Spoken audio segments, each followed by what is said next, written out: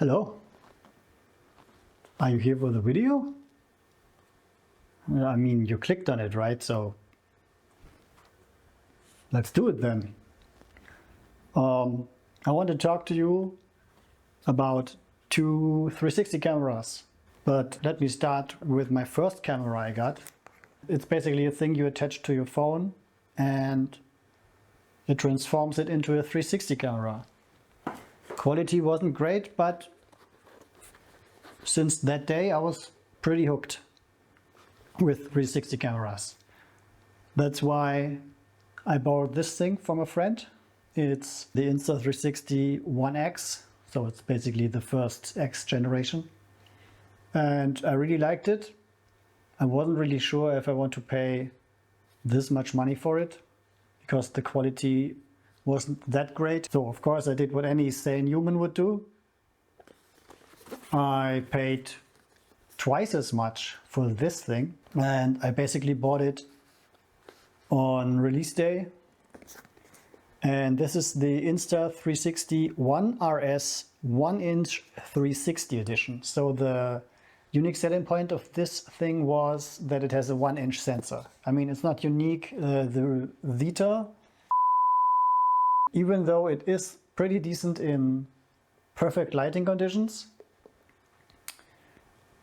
Every time the lighting shifts slightly away from perfect, I was kind of disappointed, more or less, by this one. So I was kind of excited when DJI announced that they will start their own 360 camera line. But since I kind of got burned by this one, I was also a bit cautious. So I did what also every sane person would do, and I just bought it like 2 or 3 days after launch. Except for the software, I find this thing pretty good. I also went to Reddit and asked the fellow Redditors, hey guys, do you want a comparison between those two? The feedback was basically what they want to see is, as it always is with digital cameras these days, low light performance and noise. So this is what I did. And since I didn't like this thing very much in everything else but perfect lighting, I went out, attached both of those to my bike, and I went out on a rainy overcast day and basically drove into the night and see how both cameras perform compared to each other. And this is what we look at next. Okay, here we are on this late afternoon. But before we actually start, let me show you how I exported the videos. So every video was reframed and exported in 4K, meaning 3840 by 2160. The encoder was H.265 and the bitrate was the highest that the software let me choose. In Insta Studio, this is 200 megabits. And in DJI Studio for 4K, it's limited to 160 megabits. Also in DJI Studio, noise reduction was turned off, but I exported it in 10-bit color. Another note on noise reduction. In Insta Studio, I only got the option for noise reduction if I choose multiple clips. If I only chose a single clip, and this is what I did for this video, there is no noise reduction option. So whatever Insta Studio defaults to is what happened while exporting. And now let's drive off.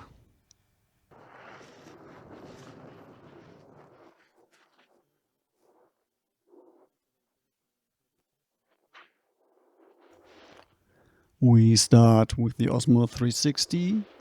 It was set to auto mode. Noise reduction was at -1. Texture, which means sharpening, is set to -2. Anti-motion blur was turned on and the color profile is D-Log M.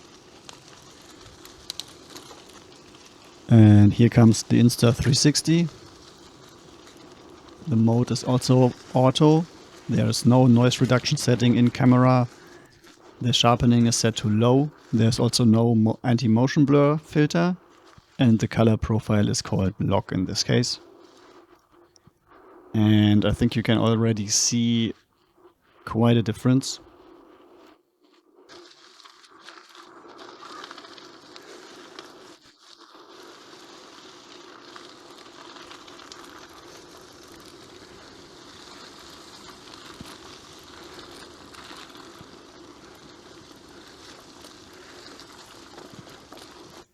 Okay, let's stop here for a second.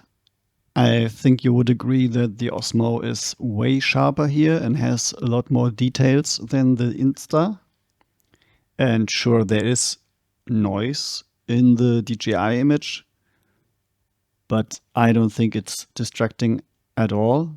I think it even adds a little bit more perceived detail, while on the Insta, it's all very, very mushy.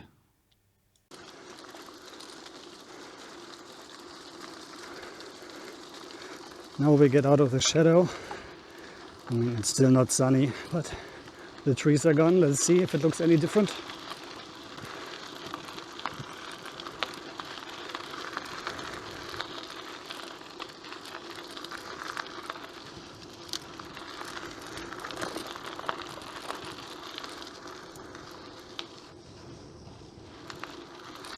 Let's stop again here. Take a look at the left side and take a look at the grass. And also now take a look at the fence and the red color on the container.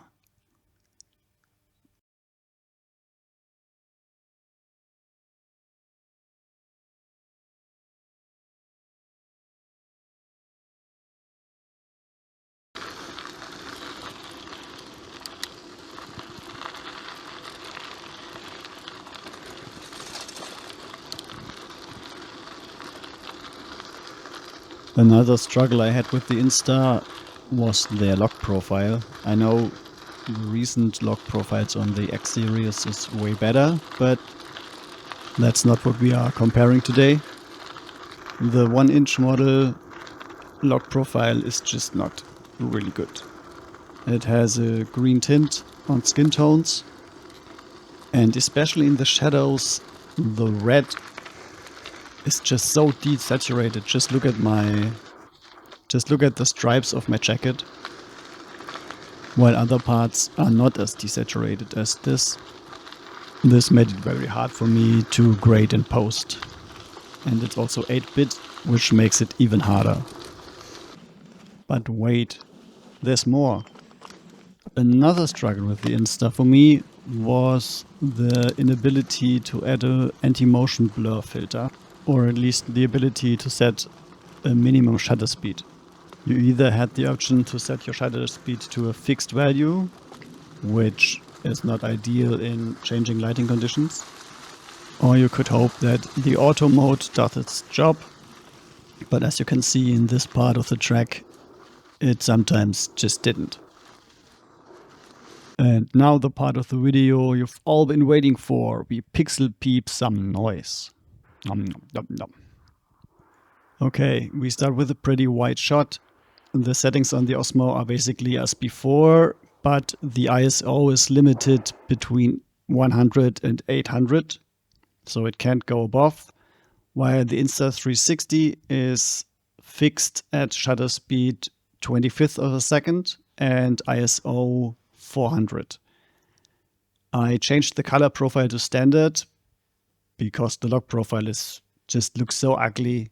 I switched it back to standard.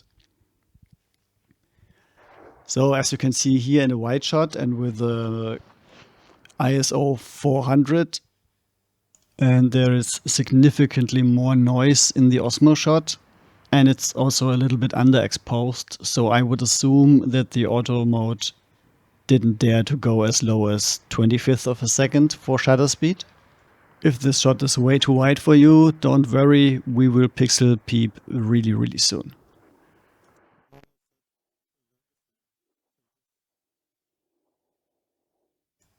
Now the Osmo is matching the Insta, meaning ISO is set to 400, shutter speed is set to 25th of a second. And because we set the shutter speed manual now, anti-motion blur turns itself off. You may or may not know, but the Osmo 360 loses some dynamic range when the ISO is set to a fixed number instead of keeping it at auto. Noise is down compared to the previous shot, which will be more obvious when we zoom in later.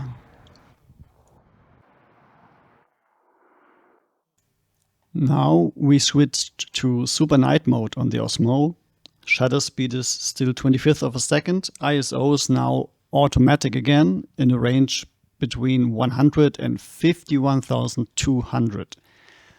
The rest of the settings stays the same, but the color profile switches to standard since D-Log-M is not available in super night mode. And in case you're wondering, the camera picked an ISO around 500 something for this shot.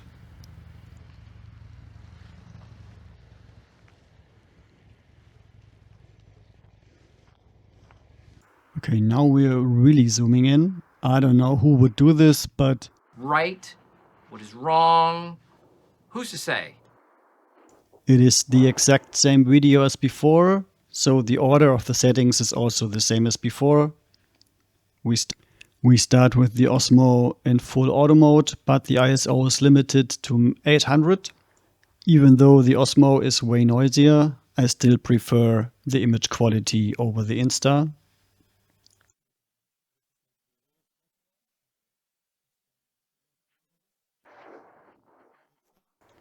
Now again, ISO 400, 25th of a second for the Osmo, same as the Insta.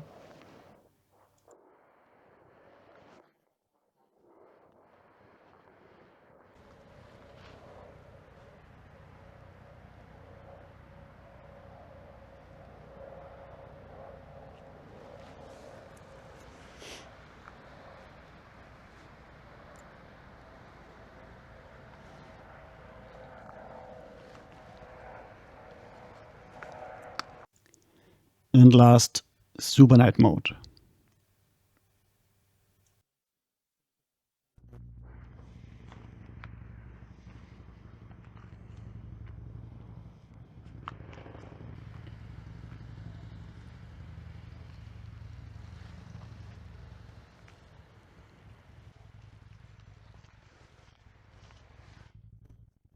So, enough pixel peeping and enough daylight.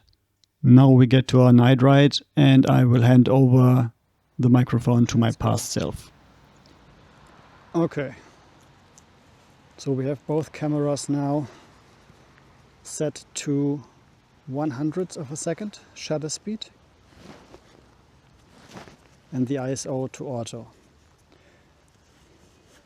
I can already see on the Insta that you can see absolutely nothing.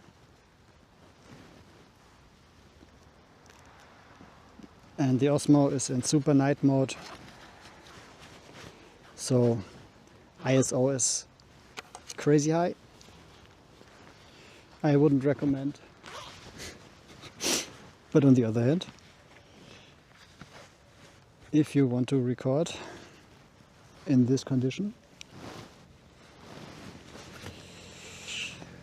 you run out of options. There should be more artificial light. And we continue this way, so let's go. So this is really, it's just dark. It's just ridiculously dark, and if I would not shoot a test here, I would not record. Plain and simple. Unfortunately, the rain also picked up again. Quite annoying. But nothing I can do.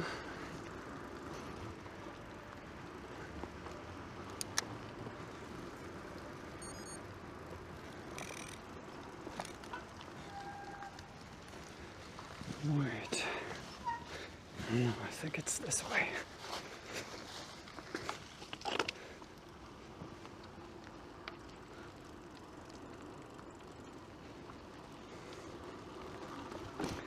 And you can also see, if we go back to an area where there's more light, how image quality will change and how actually you will see something again.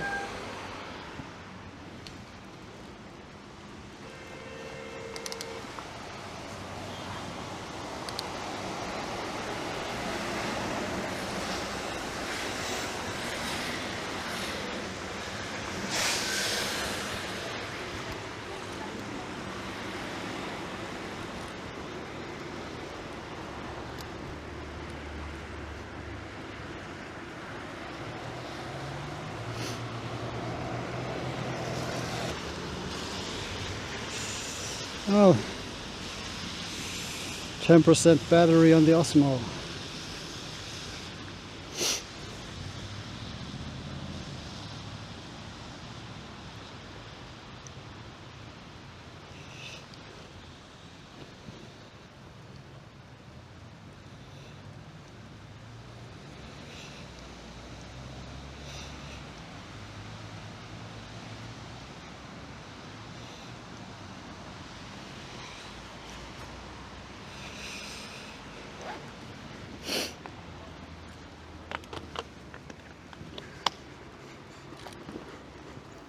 So this concludes this video. I didn't take more tests, ISO ranges, shutter ranges, etc. because I think the differences were already too severe and I don't think there would be a scenario where the Insta recovers enough that it makes any sense to put more time into this. But let me know what you think. Was this obvious? Was this expected? I'm honestly a little surprised. Are you happy with your Osmo? Are you happy with your Insta? Let me know. I'm actually happy with my Osmo, and if they fix their software bugs, this would be appreciated.